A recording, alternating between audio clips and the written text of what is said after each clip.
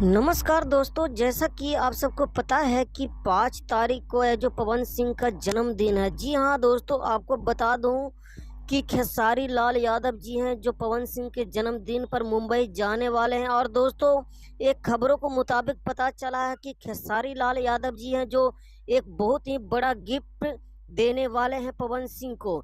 जी हाँ दोस्तों, तो वो गिफ्ट क्या है तो आपको बता दूं दोस्तों कि जैसे कि अभी खेसारी लाल यादव जी ने एक रेंज रोवर गाड़ी 2.5 करोड़ की निकलवाई थी, तो उन्होंने सोचा कि पवन सिंह को भी मैं अपनी तरफ से है जो कम से कम 2-2.5 करोड़ की गाड़ी है जो गिफ्ट करूंगा।